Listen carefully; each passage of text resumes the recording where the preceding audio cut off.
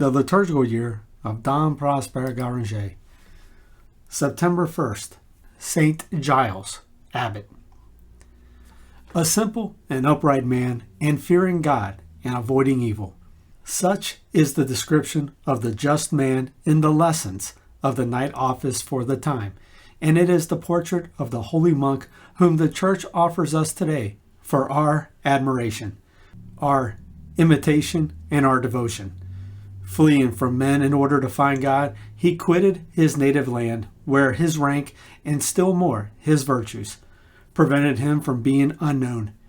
He wandered from the coast of Greece to the borders of the Rhone, and stopped at length in the forests of Septimania, where he seemed to have found his desired solitude. There for 3 years he dwelt in a cave, hidden among the brambles, spending his time in giving thanks to God and praying for the salvation of the people. He lived on herbs and water until our Lord sent him a hind to nourish him with her milk. But his little friend was soon to betray him. One day, hard pressed by the hounds, she fled in terror to the saint, followed by the royal huntsman.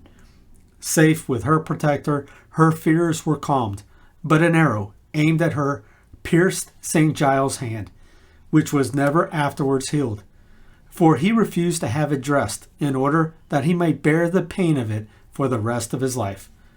But a greater trial awaited him. His retreat having been thus discovered, a monastery soon rose upon the spot, and he was forced to become its abbot. Moreover, he worked so many miracles that crowds came to see him. Farewell to the silence and oblivion of his beloved forest. After the death of the servant of God, the place became more and more frequented. From north and east and south, pilgrims poured in to offer up their prayers and fulfill their vows at the tomb of one who soon became known as one of the most helpful saints in heaven. Saint Giles is the only confessor in the group of 14 saints known as helpers, whose names are given in the ancient missals in the following order: George, Blaise, Erasmus, Pantaleon, Vistus, Christopher, Giles, Aegidius, Denis, Cyriacus, Eustace, Catherine, Margaret, and Barbara.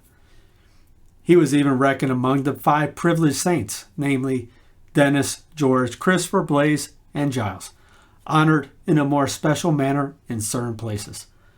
Among the crowds came pontiffs, Urban II, who consecrated the altar of the Basilica where the Holy Body rested, Gelasius II, Gelasius II, Innocent II, Clement IV was born at St. Giles, Julius II had held the abbey in commendam, and kings, Bolasius III of Poland and St. Louis of France. But the most numerous classes of visitors to the holy relics were soldiers and little children, the former equipped for the Crusades, the latter born in their mother's arms, all confiding in the humble, gentle monk, at the risk of his life, calmed the terror of the poor little hind, all imploring his assistance against the fear which even the bravest may feel in the hour of battle, or the fright that disturbs the little one in his cradle. St. Giles ranked as one of the 3 great pilgrimages of the West, the other 2 being Rome and Compostela. Over the relics of the saint was raised a colossal church, which has been described as the most perfect type of the Byzantine style when at the height of its splendor. Around it, a town of 30,000 households has sprung up, where formerly there was but a desert. The most illustrious of the powerful counts of Toulouse gave the preference over his other titles in the one he held from this noble city. He would be known to posterity as Raymond of St. Giles. 100 years later, Raymond VI did penance at the threshold of the celebrated Basilica for his connivance with heresy. Our saint, who had just given hospitality to Peter of Casanova for his last resting place, opened his gates for the reconciliation of the martyr's presumed murderer. We should never end were we to enumerate the churches, parishes, abbeys, and altars consecrated to Saint Giles in all parts of Christendom, which are so many sources of grace, the new centers for pilgrimages: Spain, Italy, Belgium, Germany, Hungary, Bavaria, Poland, rival France in this respect. England is second to no country in the world. She has 146 sanctuaries dedicated to the pious monk, and even the established church continues to honor him. Let us hasten to give the short legend that remains to the holy abbot since the 16th century, when his feast ceased to be celebrated with 9 lessons. Most of his precious relics are preserved in the treasury of the Church of Saint Sernin at Toulouse.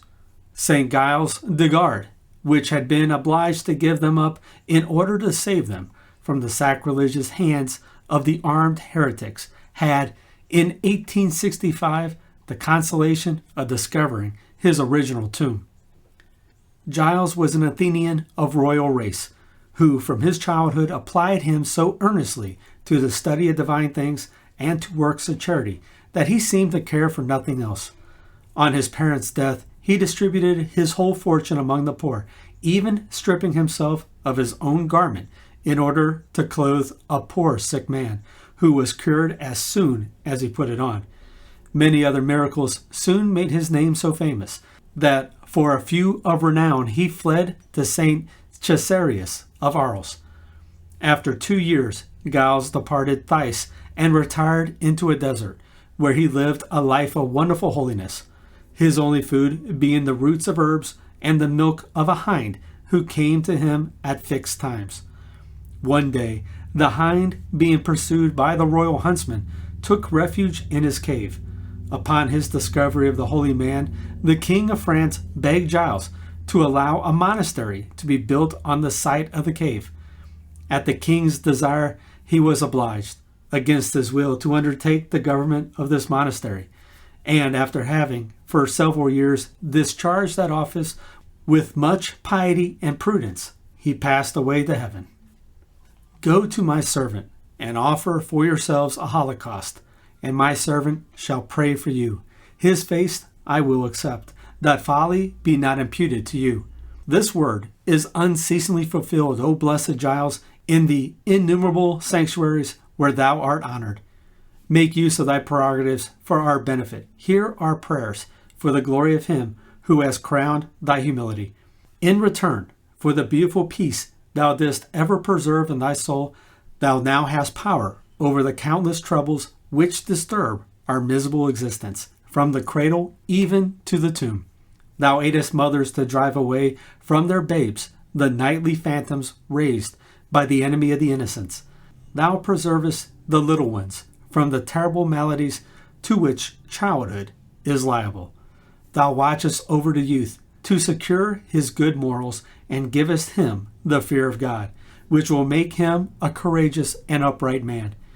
Thou makest him brave and calm in the midst of dangers, whether in thunderstorms or on the field of battle. Above all, thou preservest thy client from the most cowardly of all fears, that of human respect, and from the saddest kind of shame, that which would withhold him from acknowledging his sins in the sacred tribunal of penance. The cares and disappointments of middle life do not disturb the peace of him who trusts in thee.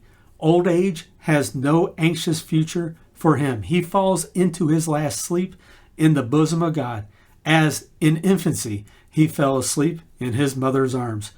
Deign to accept us among thy devout clients, and disappoint us not in our expectations. Beneventum offers to our homage 12 brother martyrs, natives of Africa, who suffered in divers places, but whose bodies she glories in possessing. Let us unite in the prayer which the Church offers to God in honor of this admirable group of heroes. May the fraternal crown of thy martyrs rejoice us, O Lord, and may it procure for our faith increase of virtue and console us with multiplied intercession. We must not omit to mention briefly that with the Greeks this day is the first of the calendar. They celebrate it as a feast, called of the Indiction, or of the New Year.